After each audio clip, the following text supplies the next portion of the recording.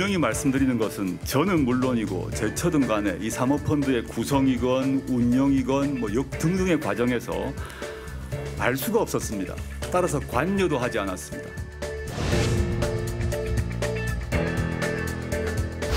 펀드가 어디에 투자를 하는지, 어떻게 운영되는지는 알 수가 없습니다. 실제 어떤 일이 있었는지는 저는 검찰 수사를 통해서 밝혀질 것이라고 봅니다.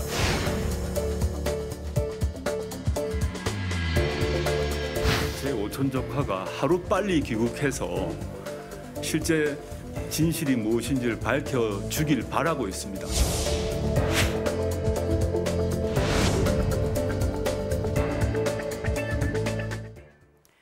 어제 조국 후보자의 기자간담회에서는 가족들의 사모펀드 투자에 대한 질문이 쏟아졌습니다. 조 후보자는 사모펀드가 뭔지 이번에 문제가 되고 나서야 공부하게 됐다며 이 펀드가 어떻게 돌아가는지 애초에 알지 못했다고 밝혔는데요. 화요일의 오아시스, 오늘은 조국 후보자도 잘 몰랐다는 이 사모펀드의 구성과 운영, 어떻게 이루어지는 건지 김방희 생활경제연구소장으로부터 자세한 설명 들어보겠습니다. 어서 오세요. 네, 안녕하세요. 예전에 한때 이 펀드 가입 열풍이 불면서 펀드 투자라는 걸 많은 분들이 알게 되셨는데 그렇죠. 이 펀드에도 사모펀드와 공모펀드가 있다. 이런 부분 좀 생소하신 분들이 있을 것 같아요. 예, 펀드라는 건 일단 투자자들의 자금을 모아서 간접 투자하는 방식이거든요. 네. 근데 투자자를 모집하는 방식 중에는 말씀하신 것처럼 공모와 사모로 구분할 수 있는데 쉽게 생각하시면 공적 모집과 사적 모집이라고 보시면 됩니다. 공모는 일반 다수의 대중들한테 투자 자금을 받는 거고요. 네. 사모펀드는 소수의 가입자들, 투자자, 부유층이라든가 연기금 같은 경우가 되겠습니다만은 이런 가입자를 대상으로 펀드를 구성하는 겁니다. 나라마다 공모와 사모의 그 차이가 조금씩 다릅니다. 우리의 경우는 투자 신탁업법상으로 이렇게 되어 있습니다. 투자자 수에서 큰 차이가 있죠. 49인 이하입니다. 도표에서 보시는 것처럼. 네. 나머지 규정이나 규제도 상당히 그 공모에 비해서 완화되어 있습니다. 뭘 굴리고 있는지, 자산을 뭘 운용하고 있는지, 네. 또 이런 부분에 대한 제한도 없고요. 정보를 제공해야 될 의무도 없고요. 공모의 경우에는 전체 투자금의 10% 이상은 한 종목에 그야말로 올인은 할 수 없게 돼 있는데 이건 그런 제한도 없습니다. 그런 점에서 이제 공모와 차이가 있고요. 보통 기업 투자에 투자를 많이 합니다. 그리고 경영에 참가할 때도 있고 그러다 보니까 영어로는 Private Equity Fund라 그래서 고수익 기업 투자 펀드다 이렇게 사모펀드를 정의하는 경우도 있는데 그렇다고 해서 늘 고수익이 나는 건 아니고요. 네. 자칫 잘못하면은 원래 목적대로 고수익을 못 내고 그냥 그 지분만 갖고 몇 년간 자금이 묶일 수도 있다. 그래서 그 PEF를 Private Equity Fund가 아니라 Patient Equity Fund다, 환자 펀드다 이렇게 비아냥거릴 때도 있습니다. 물론 이제 이렇게 대부분 하지만 일부는 채권을 포함한 주식 같은 증권에 그냥 돈을 굴리는 경우도 있습니다. 네, 아까 보니까 공모펀드의 경우는 이제 광고가 가능한데 이 사모펀드는 광고가 불가하다. 그러니까 그만큼 이렇게 좀 아름아름으로 소수의 사람들끼리 정보를 알고 가입하는 만드는 펀드다 그렇게 볼 수 있겠네요. 그러면 이제 소수의 부유층들이 아무래도 이제 가입하는 펀드다 이렇게 보시면 되겠습니다. 네. 자, 이 사모펀드도 모집과 운영 방식에 따라서 또다시 두 가지로 나뉜다고요? 이게 어제 기자간담회에서도 조금 쟁점이 됐고 약간의 오해도 있었던 건데 이게 블라인드 펀드라는 것과 프로젝트 펀드로 보통은 나눕니다. 어떻게 운영하느냐 하는 방식인데요. 네. 프로젝트 펀드의 경우에는 프로젝트를 공개하는 경우가 많습니다. 어떤 기업이 좋으니까 우린 이걸 살 거다. 여기에 붙을 사람은 붙어라. 하는 식의 이제 모집과 함께 그 기업을 사서 나중에 매각한 다음 목표를 달성했다고 판단되면 해산합니다. 네. 론스타 생각하시면 국내에 들어와서 외환은행 샀다가 이제 나중에 그 프로젝트를 수행하게 되는 것이죠. 네. 근데 이제 조국 후보자가 얘기했던 블라인드 펀드 같은 경우에는 조성한 후에 실제로 자금을 어떻게 굴리는지, 어떻게 운영하는지 등등에 대해서 공개하지 않는 경우입니다. 그러니까 돈을 넣으면 이 기업 지분을 인수한다든가 경영에 참가해서 돈을 번다 이런 정도만 알지 아주 구체적인 내용을 밝히지 않아도 되는 펀드 이렇게 두 가지로 구분해 보시면 되겠습니다. 그러니까 모집 단계부터 어떤 특정한 기업을 우리가 투자할 거다 이렇게 알리지 않는 것이 블라인드 펀드다 이렇게 보시면 되겠습니다. 네. 자, 어제 기자 간담회에서 조국 후보자가 사모펀드 의혹에 대해 답한 내용 일부를 직접 들어보시겠습니다. 분명히 말씀드리는 것은 저는 물론이고 제처든 간에 이 사모펀드의 구성이건 운영이건 뭐 등등의 과정에서 알 수가 없었습니다. 따라서 관여도 하지 않았습니다.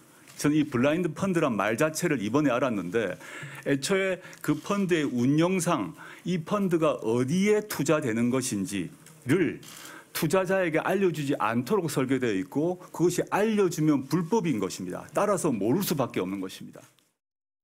자, 블라인드 펀드여서 상품 운용이나 구성을 알지 못했다 뭐 이런 해명인데 그렇다고 하더라도 이 10억 원이나 넘는 돈을 과연 아무것도 모르고 그렇게 맡길 수 있었을까? 좀 이런 상식적인 의문이 드는 건 사실이에요. 그렇죠. 그 부분과 관련해서 어제도 쟁점이 많이 됐는데요. 여기서도 약간의 오해는 있는 것 같아요.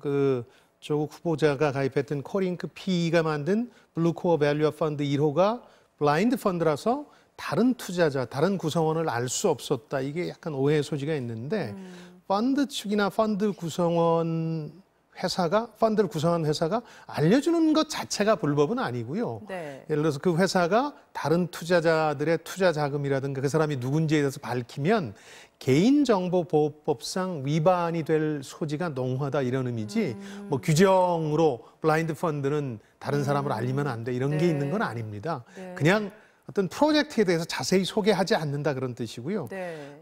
이 경우를 보니까 어제 기자간담회를 유심히 들여다보니까 사모펀드를 주도한 그 조 후보자의 오촌 조카에게 사실상 투자만 하고 다 맡긴 게 아닌가 하는 뭐 그런 주장으로 해석될 네. 여지가 있는데요. 블라인드 펀드에서 그런 거라기보다는 일종의 그 실질적인 일임 투자다. 그냥 일임한다. 그렇습니다. 돈을 다 맡긴 다음에 알아서 투자해달라. 네. 뭐 그렇게 했다는 주장이라고 해석할 수 있겠습니다. 예.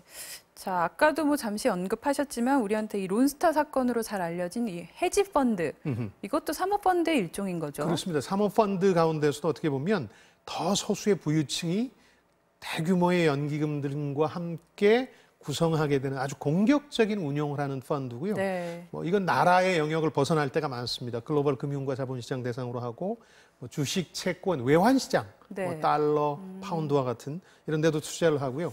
대개 공통점이 스타 매니저들이, 펀드 매니저들이 운영하고 규모도 일반적으로 우리 돈으로 1조 원 이상 정도 됩니다. 어떻게 보면 해지라는 말은 위험을 피한다는 얘기인데 네네. 이런 해지 펀드가 생겨나서 글로벌 금융시장의 위험이 더 커지고 있다 이런 지적도 변동성이, 있으니까 예, 그렇습니다. 역설적입니다. 있어요. 우리나라의 경우는 뭐 해지 펀드를 육성하겠다, 한국형 해지 펀드 이런 정책은 있습니다만은 아직 세계적인 규모의 해지 펀드가 있다 이렇게 말하기는 어렵다고 보겠습니다. 네.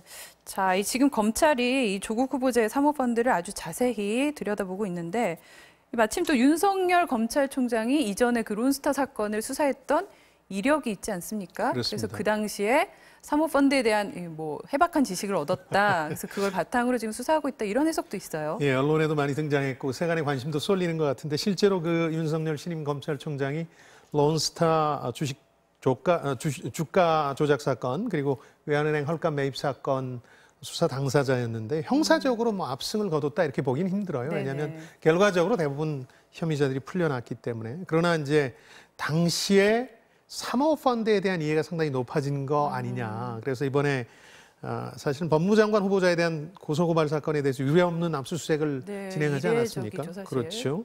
근데 이제 그게 대개 세 가지 정도의 초점이 맞춰져 있는데 뭐 자녀의 학사비리라든가 운동학원, 선친의 재산이었던 웅동학원에 대한 얘기도 있지만 역시 사모펀드인 코링크 프라이빗 이퀴티에 대한 압수수색에 더 무게가 실린 게 아니냐 이런 분석이 나온 이유가 신임 검찰총장의 이해를 바탕으로 한 그런 해석 때문에 가능해질 것 같습니다. 네.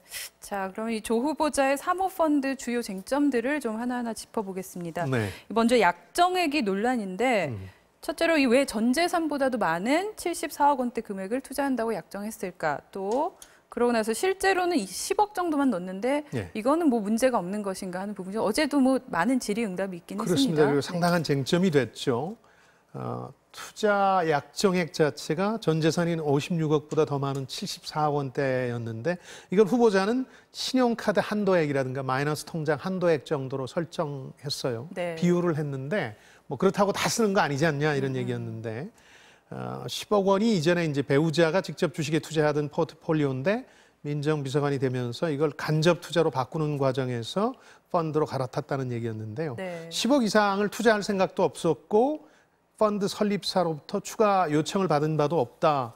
그래도 석연치 않은 건 있죠. 네. 왜냐하면 왜 그 약정서에 사인을 했을까 하는 건데 이게 문제가 되느냐 하는 부분도 어제 쟁점이 좀 됐는데요. 은성수 신임 금감위 위원장이 청문회에서 이 부분에 대해서 얘기를 했는데 네. 투자자가 문제가 되는 건 아니고요. 이 경우는 만약에 그 약정서와 달리 그 펀드 설립사가 문제가 될 수는 있으니까 이 오촌 조카가 문제가 될 수는 있는 그런 대목이라고 하겠습니다. 네. 또 이 해당 펀드의 운용사인 코링크 PE 실질적으로 후보자의 가족 회사가 아니냐 이런 의혹이 있어요. 가족 회사 혹은 가족들이 실질적으로 경영하는 펀드가 아니냐 이런 지적들이 나왔는데 그렇게 되면은 법적으로 문제가 되는 거죠. 문제가 될 수 있습니다. 우선 13억 이상을 사모펀드 분류코어 밸류업 1호 투자금으로 충당을 했는데 80.8%에 이르니까 가족 지분이 많죠. 근데 특히 또 이번 사안을 주도했던 조 부자의 오촌 조카의 경우에는 이 코링크 PE의 4대 주주죠. 0.99%의 주식을 보유하고 있는데 네. 지금 보시는 것처럼 이렇게 지분 관계가 형성이 되는데요. 또 설립 초기에 이 프라이빗 이퀴티라는 사모펀드 업무도 직접 한 정황들이 언론에 의해서 좀 확인이 됐거든요. 그러니까 실제 어제는 조 부자가 직접 투자를 펀드를 통한 간접 투자로 바꾸면서 오촌 조카와 또 펀드 매니저의 조언을 들었다고 하지 않았습니까? 네. 자신은 이 펀드라든가 펀드가 투자한 회사를 전혀 몰랐다 이렇게 얘기하긴 했습니다만은 만약에 가족 중 일부가 오촌 조카를 포함해서 실제 운용에 개입한 것으로 확인이 되면 법적 문제가 생길 수 있는 게 투자 신탁업법상 이건 간접 투자이기 때문에 투자자가 운용에 직접 개입하면 안 돼요. 네. 투자자가 운용을 직접 하는 게 아니거든요. 네. 이런 부분은 앞으로 이제 검찰 수사에서 확인이 되겠습니다만은 상당히 법적으로 문제가 될 만한 대목이라고 보겠습니다. 네. 자, 마지막으로 이 사모펀드가 투자한 그 대상 기업과 관련된 부분인데요. 예. 방금 전 그래픽에도 나왔다시피 이 웰스 CNT라는 회사인데 뭐 공공사업도 많이 참여를 했고 그래서 사실은 이 과정에 어떤 당시 민정수석이던 조 후보자가 영향을 좀 끼친 거 아니냐 이게 의혹의 핵심인 거죠. 그렇습니다. 그에 대해서 이제 어제 조 후보자는 그 회사 자체를 몰랐다. 언론이 문제 제기해서 알게 됐다. 그러면서 이제 도표까지 들고 나와서 특혜가 없었다는 설명을 했는데요. 다만 이제 문제가 되는 건 이 사모펀드 구성과 운영에 적극 참여한 것으로 지금까지 적어도 뭐 실질적인 소유자라고 말하긴 그렇지만 운영과 구성에 적극 참여했던 오촌 조카가 조국 후보자 당시 이 민정수석의 이름을 남용하거나 악용하려고 했는지 이 부분이 이제 문제가 될 수 있겠죠. 그 여부가 관건이 그렇습니다. 되겠네요. 검찰 수사에 어떻게 보면 향후 상당한 쟁점이 되지 않을까 싶습니다. 네. 자, 이렇게 여러 의혹들을 좀 나열하다 보니까 사모펀드 뭔가 나쁜 거 아니냐 좀 이런 인식이 들 수도 있을 것 같은데 꼭 그런 건 아니죠. 그렇습니다. 사모펀드는 장단점이 분명한데요. 소수 보유총이나 연기금이 참여하기 때문에 과거에는 악용될 소지가 좀 있었어요. 재벌 계열사를 지원한다든지 뭐 내부 자금이나 불법 자금을 이동하는 수단으로도 활용할 수 있었거든요. 근데 장점이 분명히 있는데 네. 이번 은성수 금융위원장 후보자가 어제 청문회 당시에 밝혔습니다마는 벤처기업이나 혁신기업을 창업하려고 할 때 이게 도움이 돼요. 왜냐하면 생각이나 아이디어, 기술은 있는데 돈이 없는 경우에 네. 그런 사모펀드의 도움을 통해서 투자를 유치받거나 또 매각해서 보상받을 수도 있거든요. 네. 부동자금을 생산적인 분야로 유인하는 아주 큰 장점이 있어서 우리 정부도 네. 밀레니엄 이후에 2000년 이후에 계속해서 활성화시켜 왔거든요. 네. 특히 이제 분수령이 됐던 게 2015년 10월에 나온 대책이죠. 대책이 굉장히 사모펀드 설립 요건을 완화시켜 줬습니다. 지금 표에서 보는 것처럼 그냥 너도 나도 할 수 있게 만들어준 거거든요. 네네. 그러다 보니까 사모펀드 붐이 불었다 이렇게 볼 수 있겠습니다. 그 2015년을 기점으로 이루어졌던 어떤 특별한 이유가 있습니까? 이 무렵에 이제 부동자금을 경제적으로 이제 활용하려는 아이디어들이 나왔었고요. 흥미로운 건 공모펀드가 인기를 좀 슬슬 잃어갈 때였어요. 바이코리아 펀드 네. 같은 게 수익성이 좋지 않고 심지어는 피해를 입혔던 예도 있고 또 부동산 외에는 특별히 이제 돈이 갈 만한 곳을 네. 찾기 어려운 상황이었기 때문에 이 투자자들이 고심하고 있었거든요. 특히나 우리나라 같은 경우 투자가 주로 부동산에 몰리는 경향이 그렇습니다. 있죠. 요즘은 부동산마저 막히다 보니까 이 기업에 투자하는 게 돈이 되지 않을까 하는 이제 관심이 그쪽으로 좀 쏠리고 있어서 2017년경에 공모펀드의 규모를 사모펀드가 앞질렀고요. 은행들도 수수료 수입 때문에 상당히 열심히 사모펀드에 뛰어들었죠. 자, 이 초저금리 시대에 투자처를 찾아 헤매는 유동성이 워낙 많다 보니까 이렇게 자연스럽게 이런 복잡한 금융 상품에 대한 관심도 커지고 있는데 예. 일반 투자자들 좀 어떤 점들 주의하면 좋을까요? 사실은 꼭 이번 사태가 아니어도 DLF 파생상품 네네. 사태도 그렇고 우리가 예금이나 부동산 외에는 금융상품에 대해서 잘 알지를 못해요. 그렇죠. 이번 간담회 보면서 불법의 영역은 검찰 수사를 통해서 밝혀져야 되겠습니다만 우리 금융의 어떤 후진성, 특히 금융 소비자가 아무것도 모르고 투자를 하는 부분에 대해서는 분명히 드러난 면도 좀 있다는 생각이 들거든요.